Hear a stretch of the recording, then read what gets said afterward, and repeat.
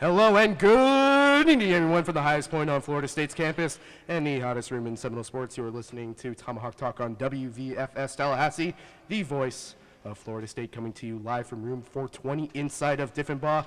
Save your jokes at the door. I am your host, Nicholas Carlisle, bringing you the latest, greatest, and Florida Statist in everything sports, or at least as much as we can fit within the hour for people all around the world. Of course, you can find us on Twitter at @talk_Tomahawk, and you can call into the show at 850-644-1837. That's 850-644-1837. Well, for those of you at home who are Seminoles fans, I'm sure you recognize the Seminole Uprising that was just playing. And when I took over the show, of course, I met with Chris and Grant, and we said, like any other new leadership group would, we met and said, well, how can we make the show ours? How can we make Tomahawk Talk better? And one of the things that we agreed on was that we wanted to make the show very distinct, and we wanted to do a better job at hyping up the show before we actually went live. So we started playing Seminole Uprising because for as long as I've been a part of Florida State, as long as I've been a student here, it's always been that song that gives me the most pride for being able to attend the university. And what a song it is. And moreover, just from a simple fandom perspective, I mean, the song just kicks butt, and it embodies the ideal mentality of Florida State athletics in any football season that's not this football season. But over time, Chris and I decided, well, since it's such a prideful piece of music, it wouldn't really much make sense when Florida State loses. So we decided that we would only start off the show with it when Florida State won. And then they went on a 3-game losing streak, and it appeared Florida State was not going to win again this season. But hold your horses, ladies and gentlemen. Florida State did come away with a victory this past weekend.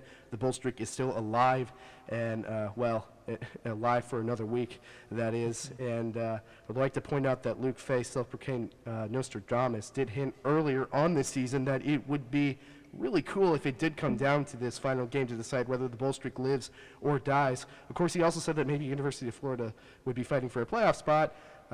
You're 1 for 2 on that one. You got to be happy with 1 for 2.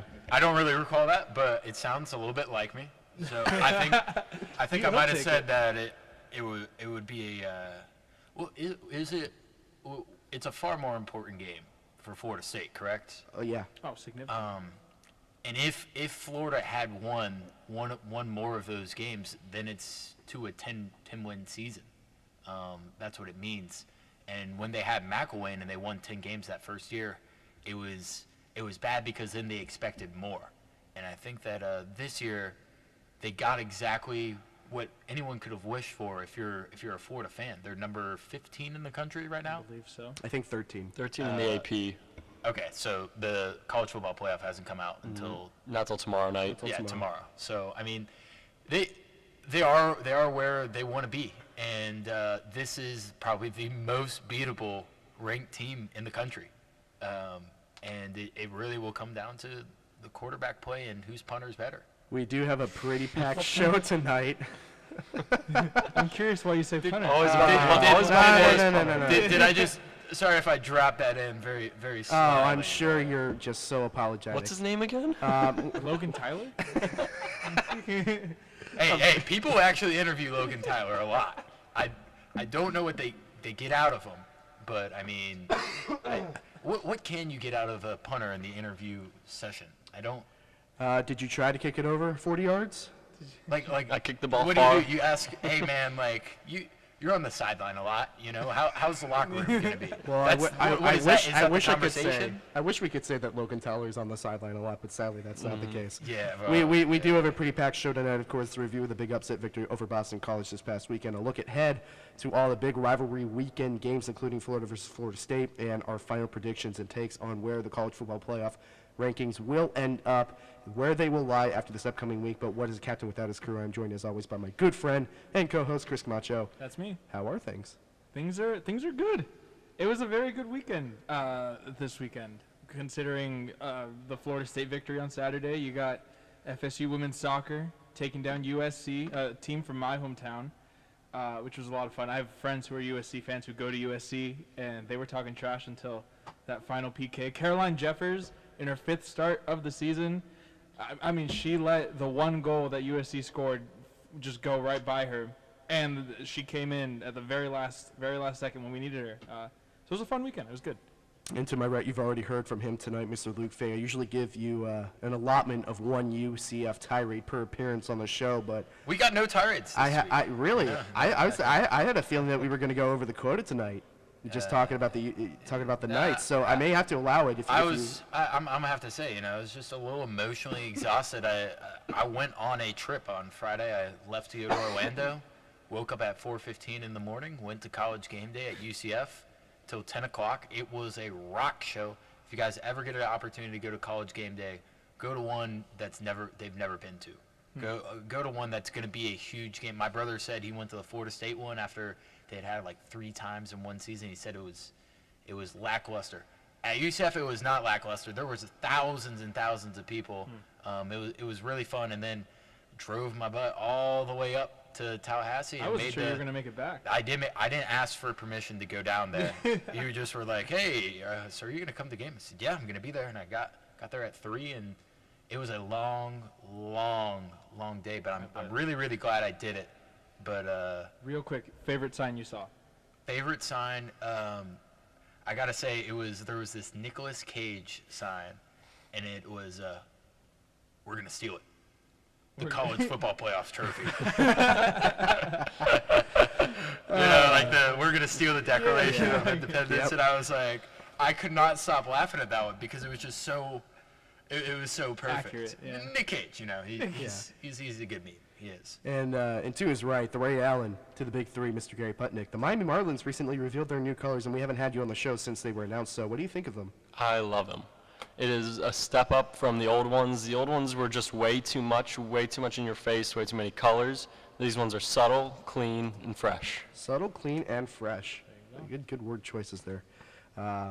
Chris Camacho, Gary Putnick, Luke Fay, and once again, I'm your host, Nick Carlisle, and we are starting off the top, which, if you don't know, is a segment where I take a look at the previous week in sports and pick a big story or topic and throw it at our panelists, forcing them to come up with answers off the top of their head at the top of the show. And tonight, it kind of seems like every time a good off-the-top segment topic springs up, it happens the morning after the show, and it really stinks because then we have to wait an entire week to finally talk about it. And that's really the case with this particular topic, as I'm sure people are pretty tired of seeing this man's name in the headlines by now. And that man is Le'Veon Bell, and this interesting situation that's going on right now in Pittsburgh. Of course, this has been a season-long affair. Every single week it just became more and more of a chess match between the organization and the players, seeing who would give in first. And in the end, nobody really gave in. And Bell is sitting out the rest of the season. The Steelers are 7-2-1. They would be 7-3 if the Cleveland Browns had a field goal kicker. Still not too bad. They've won quite a few games in a row, and they are sitting pretty good in the playoff race while Bell is sitting on a jet ski in Miami. Reports were that Le'Veon and the Steelers were close to making a deal for Bell to return before the deadline, but the stipulation was that the Steelers couldn't franchise tag him again, and obviously they couldn't agree to that or nobody would be having this conversation right now. Guys, I want to know your take on the situation, and I want you to look into your crystal ball and tell me what you see coming for Le'Veon Bell and the Steelers in the future. I honestly don't see him re-signing with the Steelers. I think the Steelers are actually doing just fine without him. I think, of course, having a Le'Veon Bell on your roster doesn't hurt, but it almost reminds me of like a Jimmy Butler situation, where clearly this guy wants more than what he's being given. So he's as you mentioned, he's playing a game of chicken. He wants to see who's going to give up first. But I don't see them hanging out together again. He's not going to go back to the Steelers. That's the trust has been broken between the management and the team and him. I don't even think the players would really want him back. They raided his locker room. That's right. His locker. That was kind of embarrassing. Not gonna, what are you going to do? You're going to walk up to him one day and be like, hey, man, can you sign your cleats that I stole from your locker? I don't know what's going to go on with that. But give it to him for Christmas. A nice little re-gift there. Hey, man, I'm sure you can sell this and recoup, $10,000 of your $16 million turned down, or 14.5, whatever it was. This is for your losses. But Le'Veon Bell will be an Indianapolis Colt next year. Is that Notre Dame speaking? Yeah, that is. This is my Chip. Speaking through who? This is my Chip Kelly to UCLA spiel, because I hit it last year. I'm gonna hit it again this year. I'm going Le'Veon to the Colts. What makes you say that? They don't have a running back. They have the cap room, and they're in an easy division. They have a pretty good running back out of the Marlon Mack out of USF. Well, no, I think Naheem Hines, I think his name is as well, catching passes out of the backfield, doing extremely well. I'd still take Is his name Le'Veon Bell? Well, So if you get Le'Veon Bell, Andrew Luck, and T.Y. Hilton, a three-headed monster with Don't forget Eric Ebron. Ebron, who kind of plays football some games. And Jack Doyle, is he Doyle, is he yeah, not the other injured? tight end. Yeah, He's off and on. Yeah, but that team could make a little bit of a push, and they have the rookie defensive player of the year on that team. I think is it Leonard or something? I'm gonna have to look up his name, but he's phenomenal. He's phenomenal, and people were dragging him over that pick. So I think that would be a good up and coming team. Where would you want him to go? I have no idea, honestly, as of right now. Dolphins. Well, If that's where his home is. He likes Miami already. Miami's going to be Taxes. no state income tax. Dolphins are going to be, I was about to say Marlins.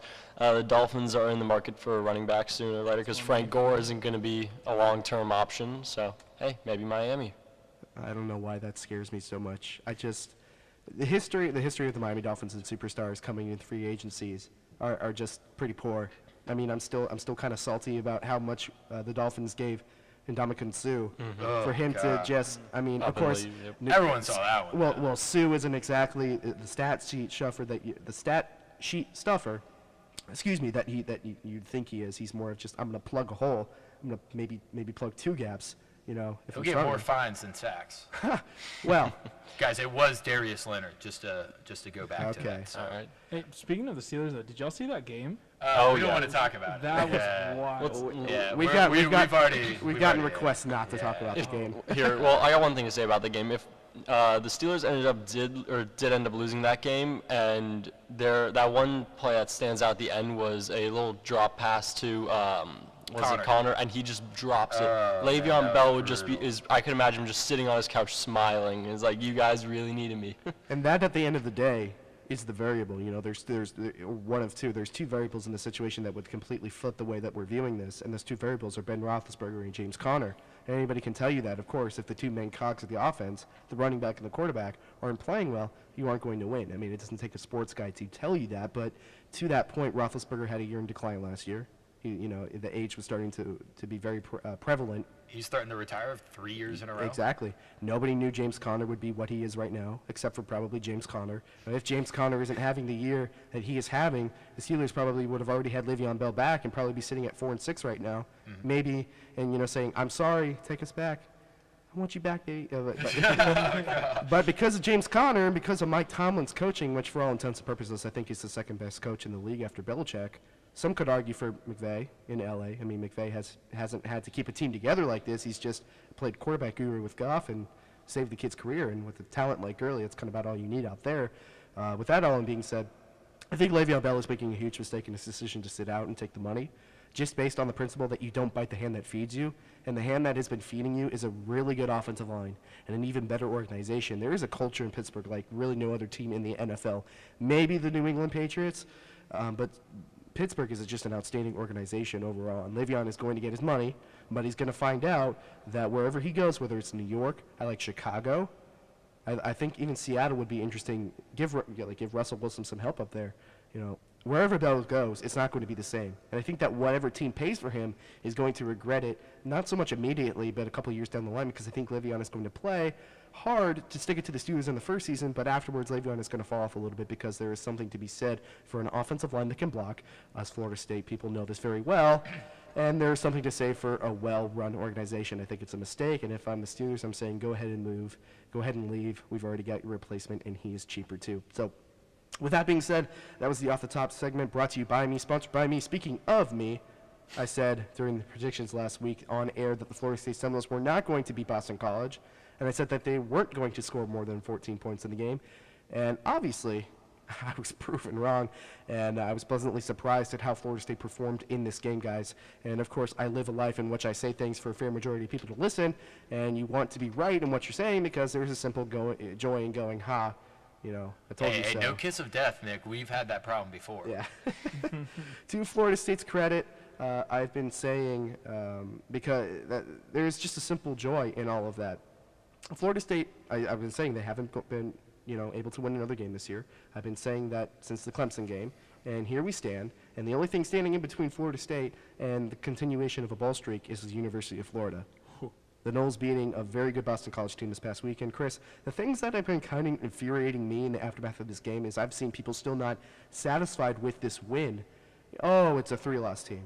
Oh, it's Boston College. I'm sitting here saying, excuse me, Boston College was a top 25 ranked team, a team that kicked the crap out of Florida State last year, had a marginally pretty good defense. Right. And sure, they may have 3, now 4 losses, but this is arguably still a strong ACC conference. I mean, should people still feel as skeptical as they are? Because I'm truly not trying to blow this game out of proportion in any sense of the imagination, but this was such a huge game for me for this program, don't you think? Listen, for Florida State, considering, as you've mentioned, how the season has gone, a win is a win.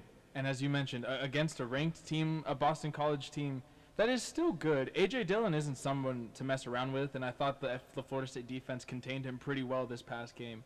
I think being able to come off that field with a big win, you saw how hyped that team was in the huddle after the game. That's huge momentum going into into next week's game against Florida. So I think it's still a big win. Could it have been better? Yes. Honestly, the final score probably should have been 29-21. It had was it McKitty who dropped the pass in the red zone? You know what I'm talking about? Mm-hmm. Yeah. That to me was a big blown play. But otherwise, we'll take it. I mean, I really don't see how you can remain negative when it comes to this win. I mean, this is such a statement win for this program. This is the best win this football team has had since the Orange Bowl in 2016, which is also the last time that the Seminoles actually beat a ranked opponent.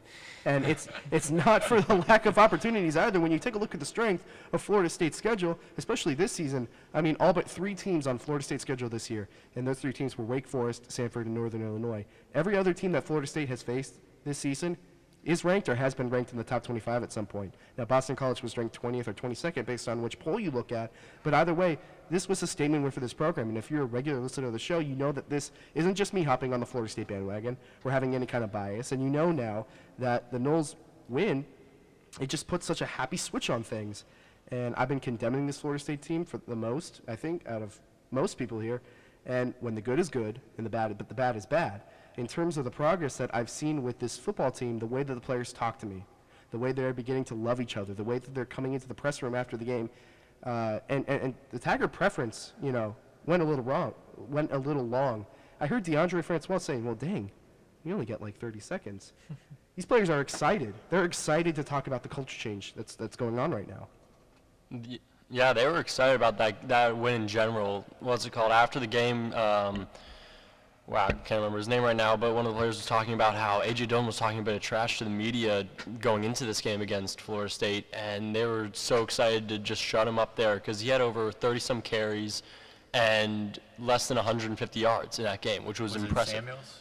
No, why can't I remember his name? Offensive player or defensive? Dontavius? Yes, Dontavius Jackson. I don't know why his name was slipping my mind there, but yeah, he was excited about that. I gotta say that the people who aren't satisfied are the ones that you said, I don't like being wrong. I don't like being wrong, and they gave up on the season. They're the ones who are fire Taggart, and yeah, Florida State was one play away from not winning that game, but they did win. They did come through, and what really means is that the players. He said Taggart said there's a lot of outside noise, what people think are going on with the program. But he said this, and this is why I always go to practice. I always go to those things. Those fans aren't at practice. They don't see what goes on. They don't see how great our practices are, and we can't put it on the field. It frustrates me, but we can't put it on the field. And today it finally clicked a little bit. And for people to go after them after a game in which they won the game. They came out on top and showed some perseverance. It's starting to come together. And I got to say this, every single person in that locker room, every single media member, every single staff member, the SID, all those people believe in what Willie Taggart is doing. There isn't any corruption inside the program, inside it. It's the things from the outside that are really bothering people.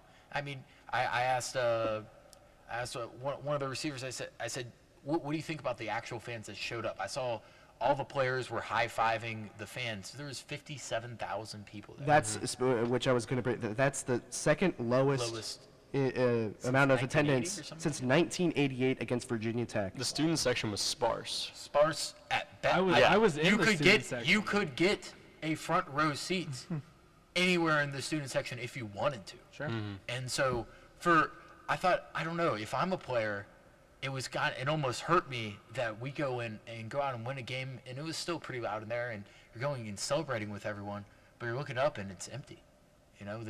That our play has shown that people don't want to show up, and that by them winning that game, it actually makes the next game matter. But A game you don't that want, already matters. But you just don't want those people that don't really believe. Right. If you don't believe in it, then get out.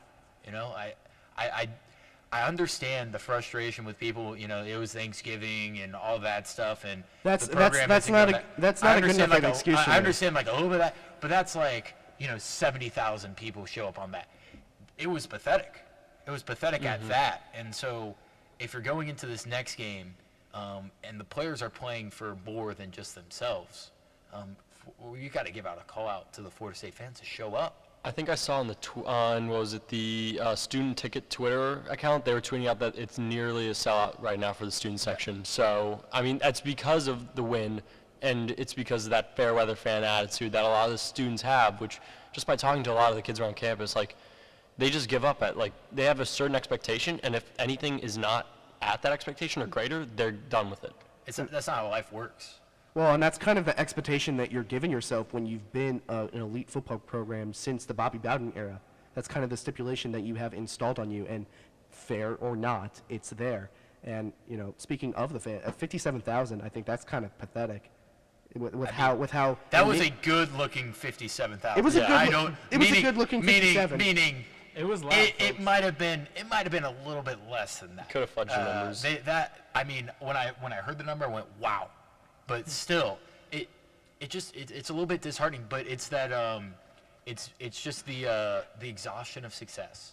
That's what it is. It's like the Alabama, we talked about it earlier with the Student Alabama section at section. Alabama. Yeah, like they got tired of just kicking teams' butt every week, and they're like, oh, why do we need to show up to see them play Citadel? Or And leave Citadel out. Citadel almost beat them. Well, In the first half, if we In count the the first first half, sorry. That they- is a win. They made them sweat in the first half. Citadel. Also, I have to say this.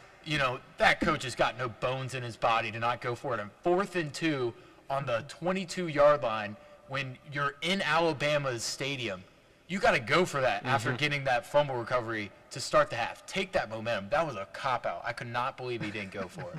That almost ruined my day until the Ohio State game. That might be a transition for you, Nick. Well, That's not a good one quite. that we Maybe won. maybe if it was later in the show. Maybe if it was later in the show. But in terms of the actual game, I know we've talked about the fans. I know we talked about the aftermath.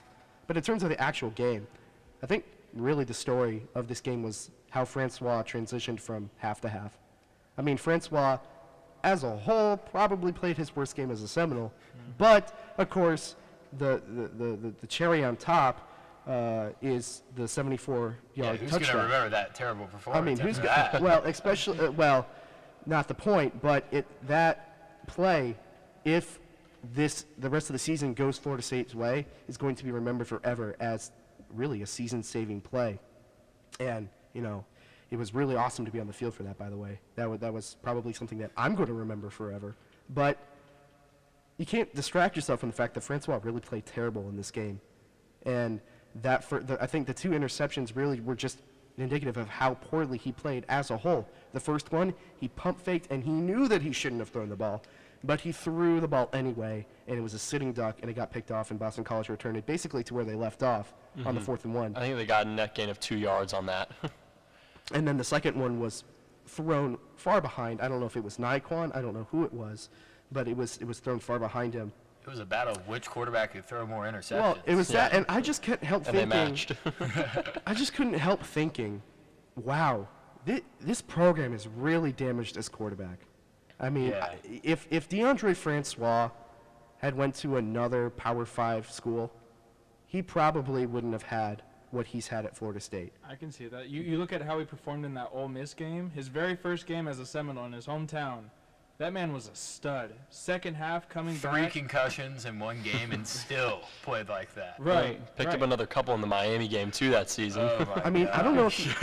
I don't know if you all remember, but there were talks of him potentially being a Heisman down the road, and that is not even a shell of the player that we are seeing right now. I mean, let's talk about reality. He's not coming back. No. There's Yeah. not a chance. No. That's what I'm thinking. And here's the thing, is I'm not saying we don't want him back for his future.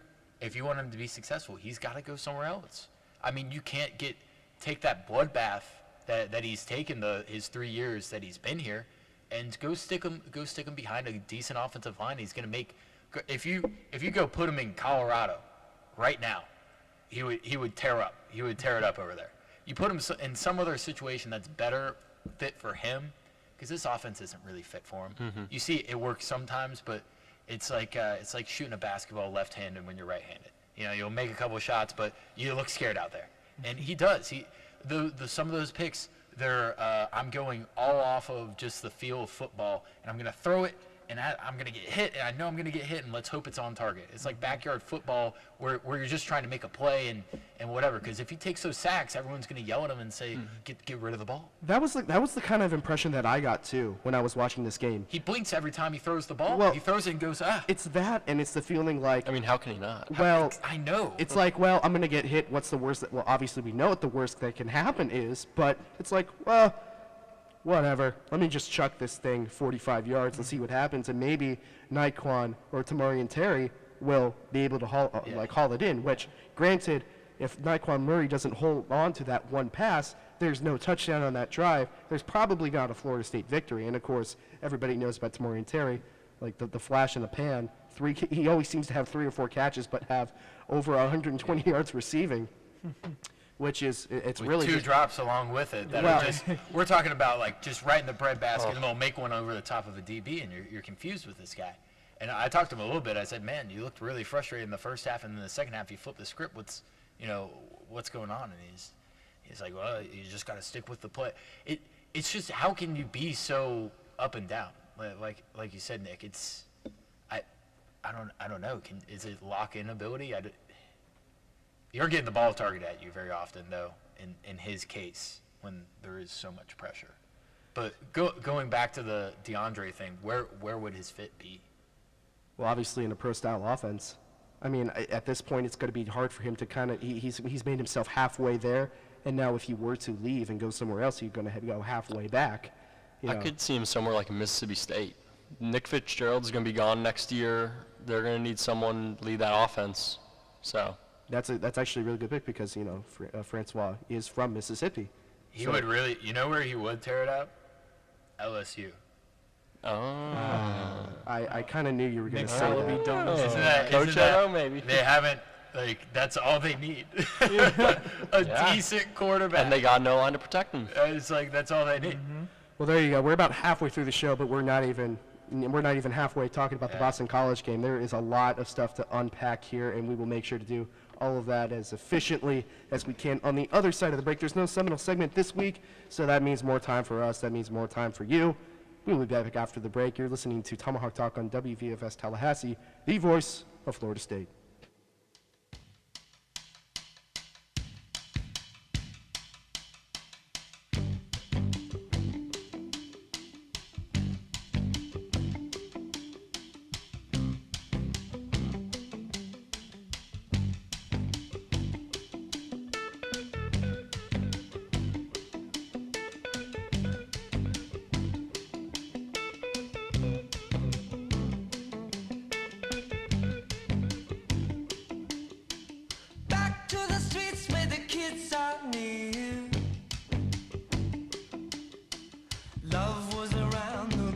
From you,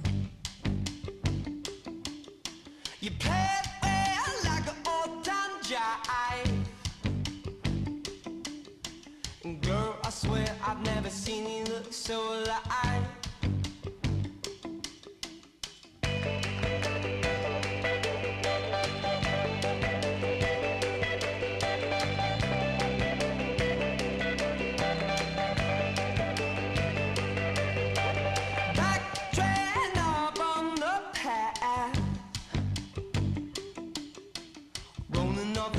No, you'll never see it again. Wrote the song that you dug so much, living it up with the boys in such. Oh, we won't go back to the room where we sold our soul. Oh, we won't go.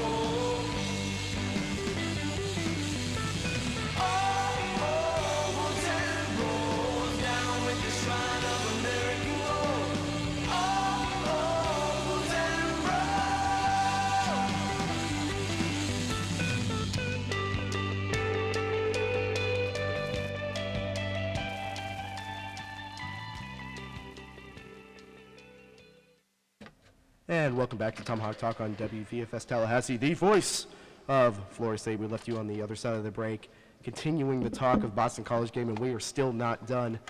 Maybe a little long-winded on some points, but there's just a lot to talk about because this is, again, as I said at the very top of the show, such a monumental win for this program. Of course, Florida State going into rivalry week this next week, and I'm not talking against University of Florida. I'm talking about the rivalry, the ongoing rivalry between Florida State and ACC officials. Got him. I mean, this we for all the games that we've covered together, all four of us, we've certainly seen a lot of shenanigans in terms of officiating, and this game was particularly heinous. Of course, we all know the forward pass call that, for all intents and purposes, lost the Miami game for Florida State. Of course, there was a bunch of turnovers afterward, and it's hard to say in hindsight, it's 2020, and yada, yada, yada. But there was a bunch of missed spot calls in this game. There was a holding call that was holding under every single textbook definition in the dictionary of holding that was called back. And I don't know. It wasn't as bad as some of the pass interference calls that Florida State has gotten this season. But I don't know. Honestly, what was so bad about it was that they knew something was wrong. They knew because they threw the freaking flag. And the fact that they were like, just kidding, I don't know. That's kind of infuriating.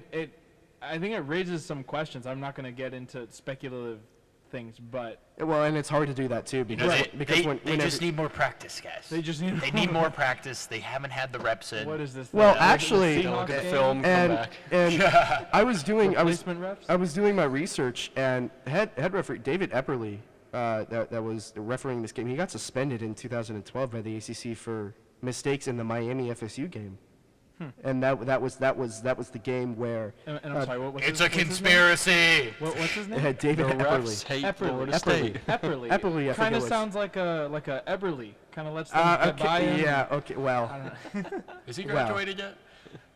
Not yet. he's a 25th year senior. No, that's Nate Andrews, buddy.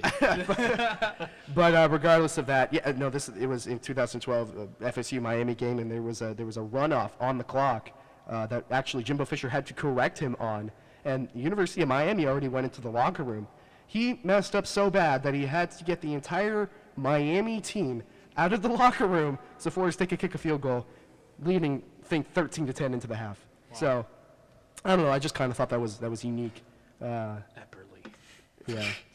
Keep that in mind. Remember his But, name forever. Burned in my memory. Final point on this Boston College game, obviously the defense was really the star of this game. We talk about how Francois threw that touchdown pass to Terry to win the game, but really the winners of this game was the Florida State defense, and this is coming after a 3-week span in which they allowed 148 points. No, I certainly wasn't expecting the Florida State defense to play this well. I said on the show that I wasn't expecting them to play this well, so I was expecting A.J. Dillon to run all over Florida State defense. And, man, I know there's no I skipped it segment tonight, but if there was, that would be the call because, let's be honest, Florida State was playing like a pack of dogs, to quote Jameis Winston, flying to the ball, absolutely. And Dontavius Jackson said after the game that he was finally happy that his linebacker crew, the defense, was able to match that intensity that he's been playing with and preaching all season. I think he had 14 tackles in that game. That was the most on the team. And that's like one of the first couple times in the past couple weeks where an actual linebacker has gotten the most tackles on a team, and it hasn't been somebody in the secondary. Well, Brian Burns, he had that grass must have been really slippery or something because he tripped up a few times. He still had a great game. Brian Burns is still definitely the star of that defense. But yeah, no, Dontavius Jackson had himself a really great showing. Those corners really need to learn to turn their heads when Yes. they're going for those deep plays because listen, we can go back to officiating and say that Florida State gets a lot of pass interference calls, but they need to be taught the proper technique so that there's less blame to be shared with the defense as well.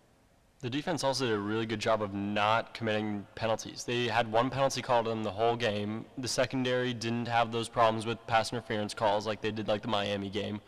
And that's the reason why I think they won that game.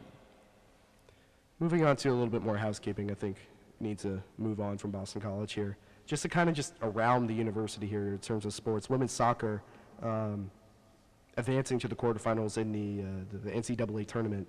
Of course, the Noles beating USC on penalty kicks. We talked about it earlier in the show. Chris, you were at that game. Correct. What was that experience like? Oh my goodness, that was a fantastic game. USC is a very talented soccer program. Their head coach escapes me right now, but it was very closely matched. USC scored their first goal again. As I mentioned, Caroline Jeffers is only her 5th start this year. She's a transfer from East Carolina, and she's been playing understudy to Brooke Bollinger. There was like this screecher kick that was in the corner of the goal that she could have blocked, but I think she thought it was going to hit the post. She let it go by, and that is what gave USC the advantage. After that, it was mostly USC going into the half. And, you're concerned Florida State going into the half is 3-5 when they're down at the half. And so, obviously, this was a big win for them. Yuji Zhao, the whole front line was just fantastic. Kind of interesting to see all corners of the bracket for the tournament resulted in the number 1 seed and the number 2 seed facing each other in the quarterfinals in this upcoming week, except for Florida State's side of the bracket, which West Virginia went down to Wake Forest on penalty kicks, and Penn State, who is Florida State's next opponent, beat South Carolina, which is another fantastic soccer team. It's very interesting, especially when we're kind of accustomed to March Madness and how crazy March Madness, optimally named, is. Seeing all these 1s and 2s and 3s getting upset. The tournament is going pretty much as planned, or as you'd think. It was really kind of interesting. Hey, the ACC had was really well represented in this tournament. They came in with 10 teams, if I'm not mistaken. Going into the Sweet 16, they were maybe 5 or 6 ACC teams, and now I think it's just down to Florida State and North Carolina. And of course, Florida State women's basketball, they suffered a tough loss. I think I'm not sure if it was last night or It was last night. Was it last night? And it was a pretty bad loss. And it was really, I guess you could really just chop it up to one thing, and that's just a bad shooting night. I mean, Nikki Akumo, 1 for 11, if I remember correctly, and then. I went to the soccer game with a buddy of mine who was from out of town. We went from the soccer game, left after the first half to go to the basketball game. And you saw how the basketball game turned out. We literally took an Uber to go back to the soccer game to watch the PKs. I'm looking at this box score. They did not score in the second half. They didn't Or the score second quarter. They did not score in the second quarter. They were held scoreless. Yep. Obviously, we talked about it a whole bunch last week with Ari Masudi. That is about unbelievable. We talked a whole bunch about how this team is very young. It's going to be interesting to see what Coach Samaru does with this team, and this is its first roadblock, so it's going to be very interesting to see. And of course, live right now, Florida State men's basketball, number 14th, I think, or maybe number 13th. Again, depending on which poll you look at, and gosh, I wish there was one poll sometimes. Kind of off to they were off to a rough start, but now Florida State is kind of getting a hold of things. Score right now is, I think, 26-18 with about 7 minutes left to play in the quarter. Nick, I got something for you here. So, 2 kickoff rivalry week. I bet you guys did not know this. There has already been a Florida State matchup this week. And Florida State is 1-0. The Florida State club lacrosse team beat Florida 9-8. There you go. This weekend. So, Leave it to the club 1-0, baby. 1-0. That's all you got to do. And that's a good start to getting into the Florida State game. And this is a game that, of course, we do a whole bunch of research for the show. We spend hours upon hours. At least me and Chris. I know you guys just wing it sometimes, but It's a talent. It's I like a challenge. yeah. But it's not like we're playing some team from the Pac-12 that Florida State doesn't play often. It's not like we're playing an ACC opponent on the other side of the conference. This is Florida. This is an SEC team. We play them every year. Obviously, it doesn't take. I mean, obviously, I don't feel like I need to explain that, but nonetheless, we more or less know what this team is. We know what it looks like. We know the pieces, and we understand what this game is going to be like. So, with that being said, based on the performance of Florida State's defense last week, Chris, how do you think the defense is going to handle Felipe Franks and Jordan Scarlett? I think this is going to be the best game of the season. Really, you think so? I think so. And let me tell you, not even just In terms of score, or just in terms of fun factor? yes. Not quality play. Let's get that out of the way. Okay. But I agree with what you said. The most interesting The Florida most State interesting, most exciting, because game. It's meaningful. it's meaningful. It's against Florida, and after dropping a game to Miami, they're the last big rival that they played. Can guarantee you these seniors are going to play their hearts out. The younger players are not going to want to they don't want to experience a loss to a rival like that again. And Florida is going to want to play spoiler, because let's be honest, Florida's not playing for anything. They're playing to break a streak. Exactly, to break a streak. Where Florida State has a huge streak on the line. On the line. And it's going to be a fascinating game. Here's my thing: is Florida does not have one person on offense that is going to take over the game and burn you. Not one guy.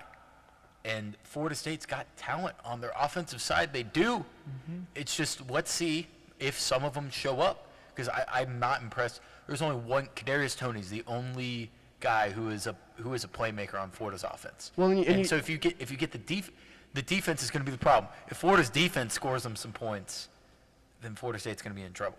Well, and you want to take a look at the comparison here. You think Cam Akers has had a slow year? He still has more yards and more touchdowns than Jordan Scarlett does. Wow. Which I believe. I mean, of course, I know that they run the kind of the combo with Pierce and Scarlett, but excuse me, that's kind of astonishing.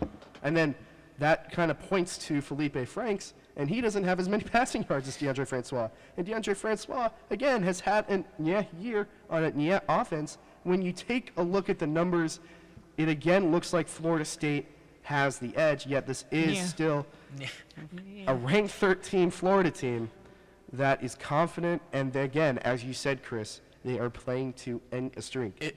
If Felipe Franks gets off to a slow start again, do we see Emory Jones where they possibly burn a red shirt on him? Ooh. I don't think they'll do Does the that. streak mean that much? I don't think it means that much to them. Actually, I could see them doing that because now that because they can't play Trask because Trask is done for the year. I so think he is.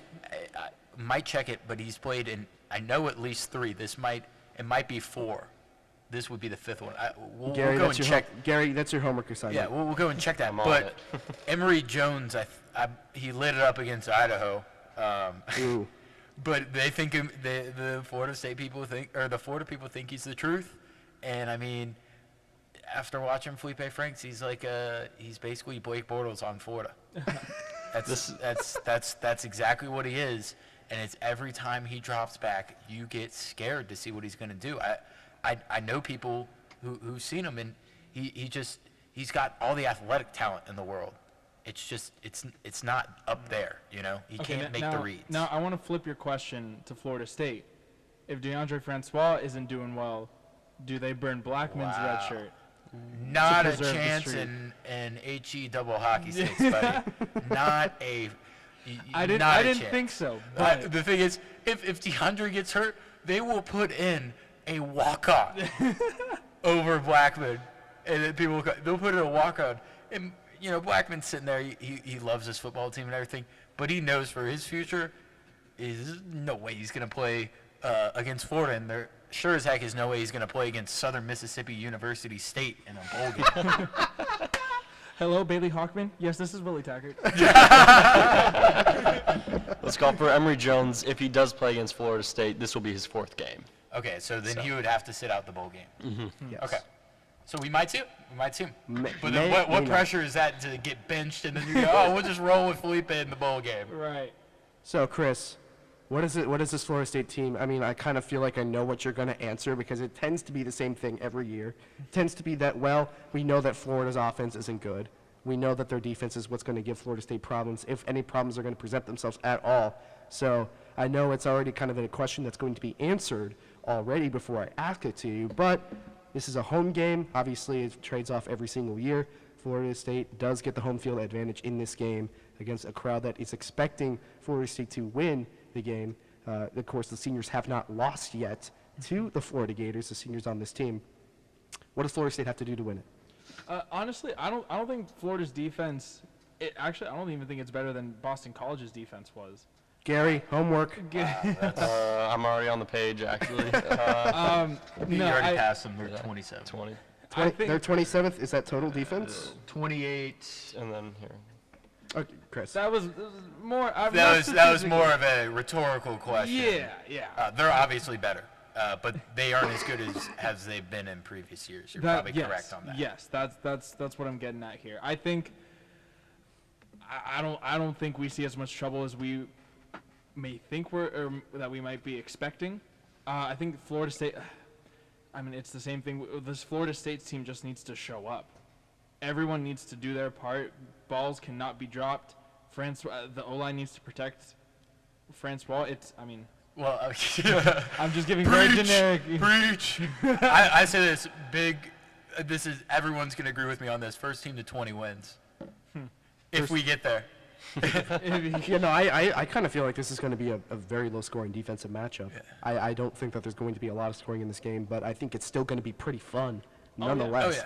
You know, there's a difference between a really... There's a different energy, man. Yeah, I mean, obviously a rivalry game, but there's just a different feeling between a slow, 7-6 at halftime.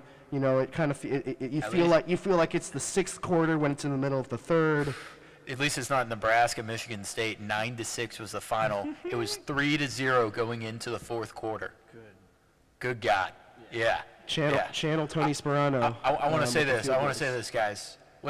Let's go to Chris and Nick here. A little bit of. So you're taking over the show. I do want to take over Okay. and give you guys the floor here. Alright. This is get a little emotional. This is your guys' last football game, so I want. It's not only the Florida State seniors' last football game, the football team, but it's yours. So maybe a little reflection on that, and give you guys the floor here. I want your thoughts on that. Assuming that Florida State wins this game, the bowl game might be in a position to where we might be able to go to At that home, bowl though. game. At home.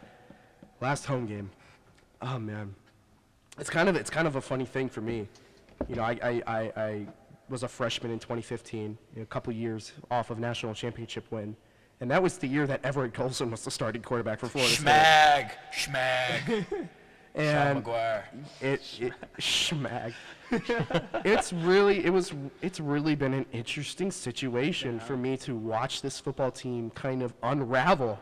And it's not obviously, as a Florida State fan, deep down in my heart, obviously as Nick Carlisle, the reporter, trying to my career, I can't be biased, but as a Florida State fan, it's been oddly entertaining and painful at the same time watching this Florida State team unravel. I've been there for the bad games, and some of the bad games are some of my favorite games that I've attended. And the one I'm thinking of primarily is the North Carolina game. Don't do it. In 2016. God. I've talked about that multiple times. The worst football game I've ever attended. But that was still one of the best games. It was so good. See, same season. I'm gonna say Clemson that year.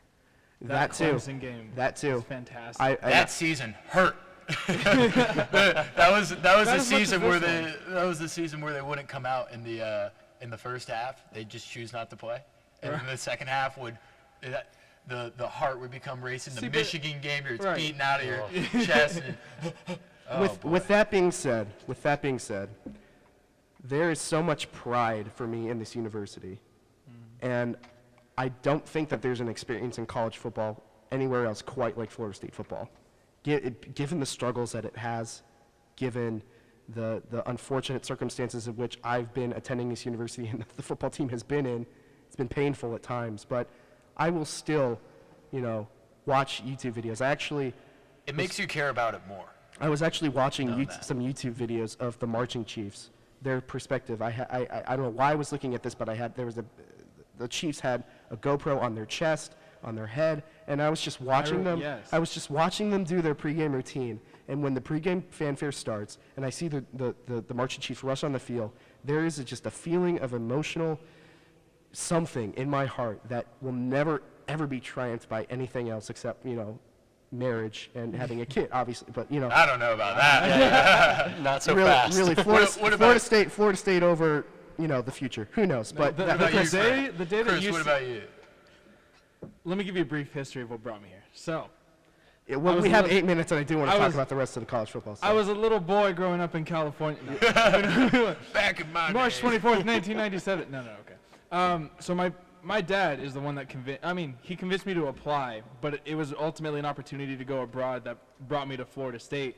My freshman year in Spain, I stayed up till 5 a.m. watching Florida State games, dreaming, waiting for the day where I could finally be in Doak watching this team. Granted, 2015 Florida State wasn't fantastic either, but still, just the experience, that's all that the freshmen in Spain could talk about.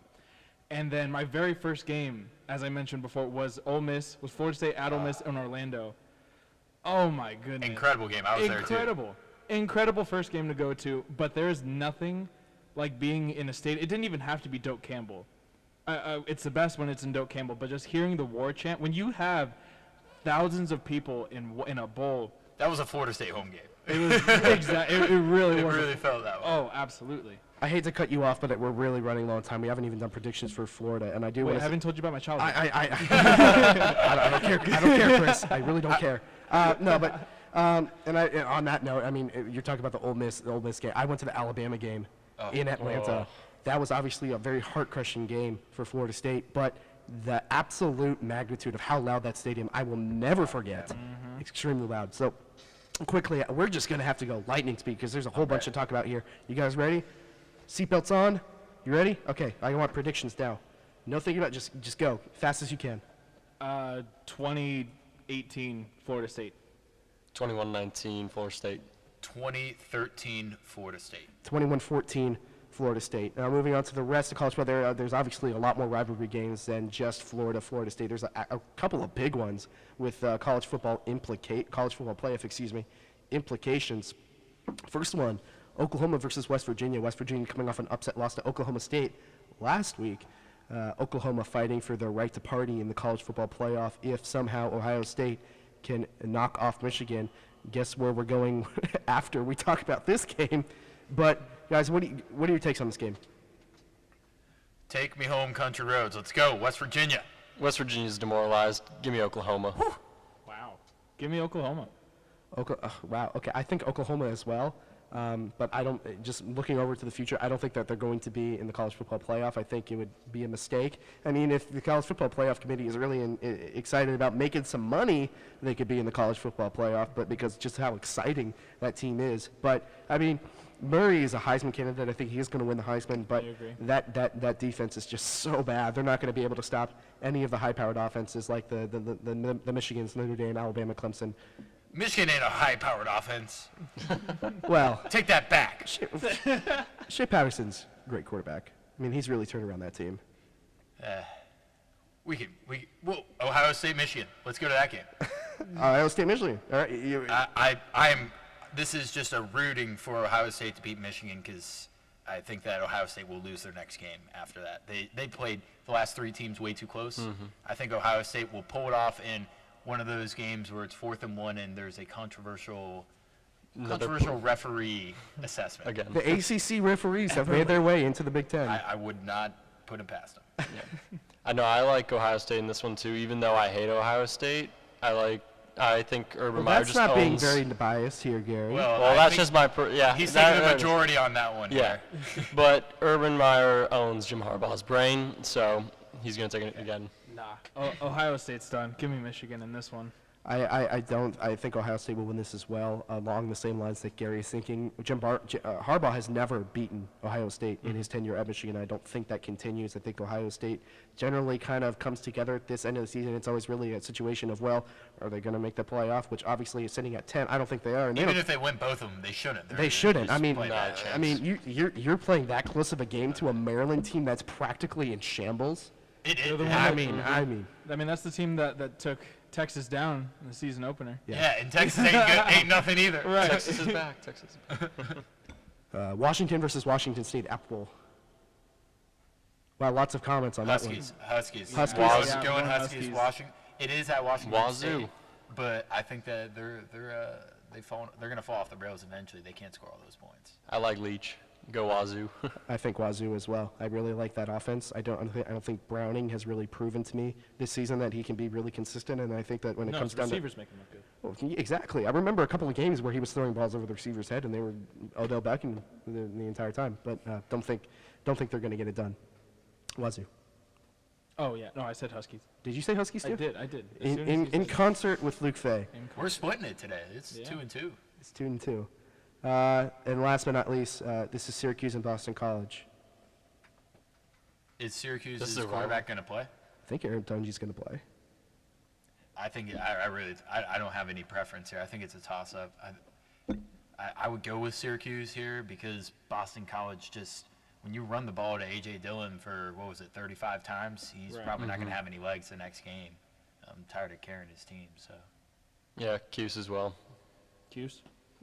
That's 4 on Q. So guess not so much of a split on the other side of things. So about a minute to spare.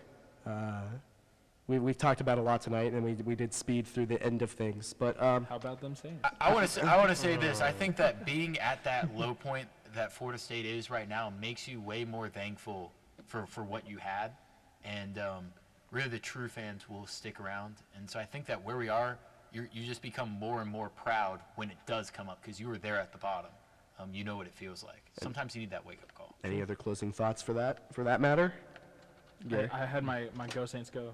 You had your Go Saints go. Hey, they're looking great, looking very man. They good. stomped the Super Bowl champions. Oh my goodness.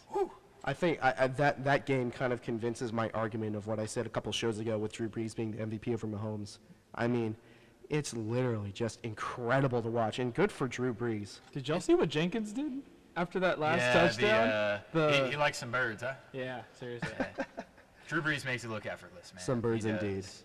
Well, that's about all the time that we have. I hope you all have a very happy Thanksgiving. I almost kind of forgot that Thanksgiving is going to happen this week. Oh yeah, huh? Thanksgiving is a real holiday. I know everybody is already on the Christmas train, and there's so many I heard Christmas Christmas ads. music in the leech. Hey, big, Oh my gosh. yeah, big tip. Stay off the I'm politics going here, to guys. I'm going About to Thanksgiving. I'm going to endorse I don't know, Kickstarter for making an album just full of Thanksgiving music. We're going to put together 12 songs of Thanksgiving music. So Thanksgiving Favorite has a Thanksgiving chance. dish, guys, quick.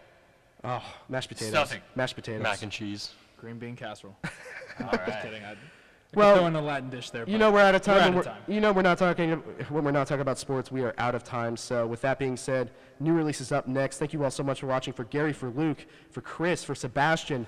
I'm your host Nick Carlisle. New releases up next. So you're listening to Tomahawk Talk on WVFS Tallahassee, the voice of Florida State.